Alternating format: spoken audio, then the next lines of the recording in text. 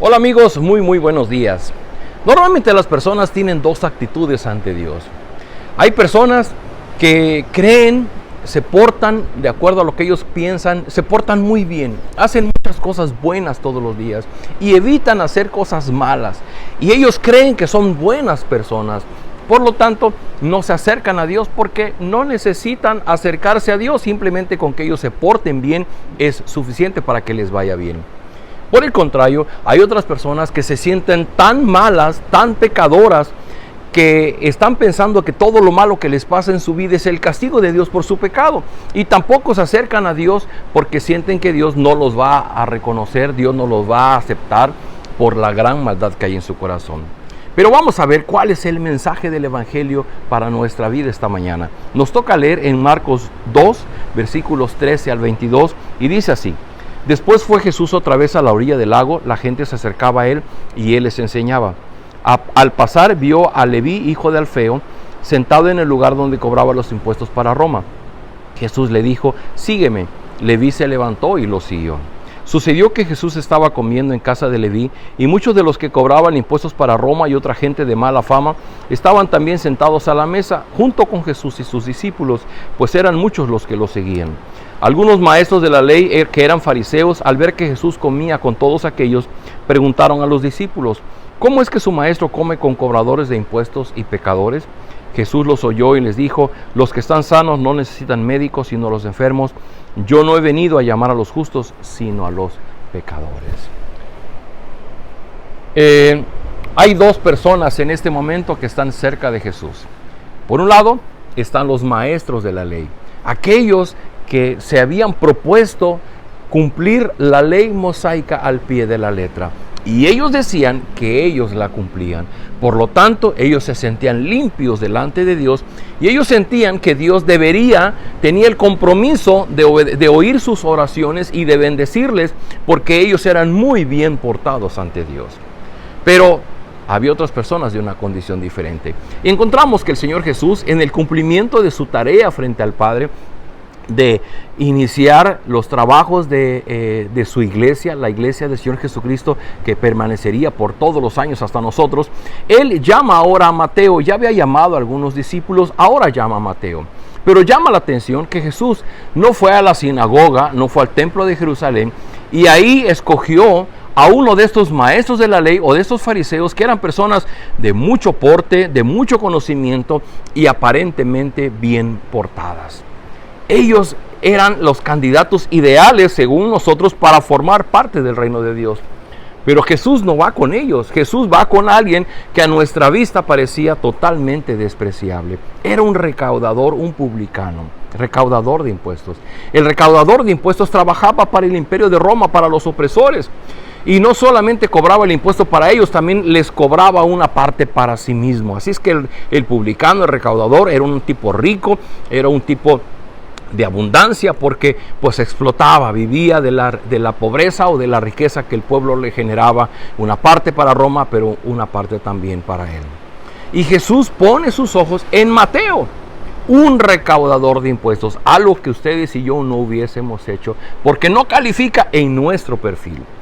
Y aquí encontramos algo importante, lo que son los valores y el ADN del evangelio que Jesús venía predicando en su nuevo reino.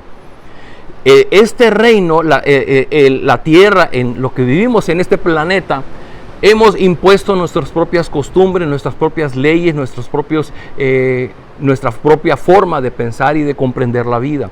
Pero viene Jesús con el evangelio, y en el evangelio vienen otros valores, otro ADN. Esto es importante porque cuando las personas queremos ser seguidores de Jesucristo, normalmente chocamos contra la forma en que Jesús nos pide que vivamos. Y por ejemplo, lo que Jesús hizo, no solamente llamó a Mateo para ser su discípulo, sino que dice que después fue a su casa y estaba comiendo junto con publicanos y pecadores. Y los maestros de la ley se extrañan y dicen: ¿cómo es posible que Jesús, el Mesías, el enviado de Dios, ahora esté comiendo con publicanos y pecadores? Y Jesús da la respuesta y dice: es que los que están sanos no necesitan médicos, sino los enfermos. Yo no he venido a llamar a los justos, sino a los pecadores. Y entendemos que no eran los maestros de la ley los que estaban sanos y de los que son justos. Lo que sucede es que ellos a sí mismos no se calificaban como una persona enferma, como una persona injusta o pecadora. Ellos creían que eran los sanos y los justos. Y en cambio los recaudadores de impuestos y los pecadores con los que convivía Jesús eran personas que se sabían que eran pecadores. Pero aquí viene el punto importante, que la misericordia de Dios se muestra con aquellos que no merecen la gracia, el amor de Dios. Y Jesús fue con Mateo, con los pecadores que no merecían de la gracia y del amor de Dios.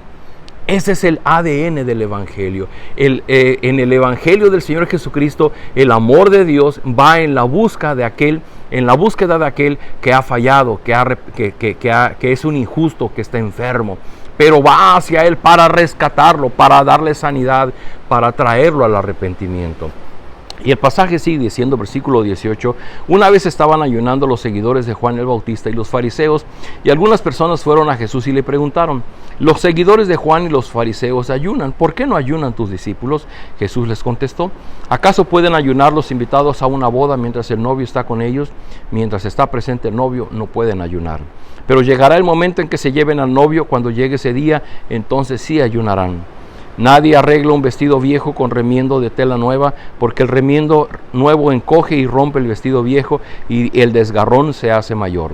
Ni tampoco se echa vino nuevo en los cueros viejos, porque el vino nuevo hace que se revienten los cueros y se pierden tanto el vino como los cueros. Por eso hay que echar el vino nuevo en los cueros nuevos. ¿De qué está hablando Jesús? Para Jesús, la observancia de la ley y la ley mosaica y todo esto que los maestros de la ley se habían fabricado eran las telas viejas, era el vino viejo. Y Jesús dice que no se puede remendar una tela vieja con un pedazo de paño nuevo, o no se pueden poner el vino nuevo en odres viejos porque se revientan. Es decir, no es posible hacer una conjunción, el encontrar un punto de encuentro entre las costumbres mosaicas, las costumbres religiosas, las creencias que traemos de antaño con el Evangelio y hacer una fusión. No es posible. Jesús está diciendo, el que quiera ser mi discípulo, el que quiera creer en el Evangelio, tiene que nacer de nuevo como ese vino nuevo, como esa tela nueva. No hay una forma de hacer una unión entre ambas partes. Y Jesús deja claro que la observancia de la ley, las costumbres y los ritos del pasado se quedan en el pasado. Ahora que Él está iniciando su iglesia, Él está instaurando su reino sobre la tierra, el ADN y los valores están fundados en la misericordia y la gracia de Dios. Cuando uno se pone su mente en la observancia de la ley, no hay misericordia de Dios. Ahí existe que si yo cumplo los mandatos de Dios, Dios me premia. Pero el caso es que ni ellos podían cumplir perfectamente la ley y lo que estaban recibiendo era la ira de Dios. Así es que en el Evangelio lo que predomina es la misericordia y la gracia de Dios. Pero queridos amigos, este es un punto muy importante. Porque hoy día muchos de nosotros, aún siendo cristianos, discípulos de Cristo, todavía vivimos bajo el temor del castigo de Dios, de la ira de Dios, porque sabemos que somos pecadores. O algunos nos volvemos cínicos porque pensando que ahora que somos cristianos ya no pecamos y entonces ya no nos interesa ser tan profunda, tan honesta nuestra relación con Dios. Simplemente aparentamos una vida en la que nos va bien y somos bendecidos. Pero lo más importante es cuando reconocemos que Jesús vino por aquellos que somos pecadores, por aquellos que estamos enfermos. Y no hay una forma de ser sanados si no es porque reconocemos que necesitamos ser sanados. Allá en Mateo, en las bienaventuranzas, el Señor Jesús decía, bienaventurados los que reconocen su necesidad de Dios, porque de ellos es el reino de los cielos. Querido amigo, querida amiga, ¿eres tú de los que te reconoces como una persona pecadora, de una persona enferma, que ha fallado a los mandatos de Dios y que mereces su castigo? ¿Y que mereces que Dios se olvide de ti? Bueno, ese es el camino. Porque entonces encontramos en el Evangelio y en el Evangelio Dios extiende su mano, te pone de pie y te abraza y te dice bienvenido. Si tú puedes reconocer que no mereces la gracia de Dios, para ti es la gracia de Dios. Obviamente Él va a cambiar, Él va a generar una transformación en nuestra forma de vivir y va a obrar por su Espíritu para hacernos vivir en otra calidad de vida, en donde la justicia de Cristo es puesta sobre nosotros. Vamos a ser mejores personas no porque nosotros lo logremos por nuestro esfuerzo, sino por su obra, por su Espíritu obrando en nosotros, y Él nos hará vivir en obediencia para Él. Así que acompáñame a orar. Bendito Padre, gracias por tu palabra, gracias porque podemos entender claramente lo que significa, que cuán importante es reconocer nuestra enfermedad y nuestro pecado delante de ti. ¿Para qué? Para ser sanados. Y entendemos que el Señor Jesucristo dejó los cielos, se hizo hombre y vino a rescatarnos, aquellos que necesitamos de tu misericordia y de tu gracia. Padre, mira nuestros corazones, recíbenos en tu presencia, abrázanos en tu gracia y en tu misericordia, sana nuestra enfermedad, sana nuestro pecado, sana la maldad de nuestro corazón y guíanos para que podamos comprender las verdades del Evangelio, el ADN del Evangelio que está impregnado de tu misericordia y de tu gracia que se derrama en nuestra vida. Danos esa paz, ese contentamiento de saber que a través de Cristo somos perdonados y que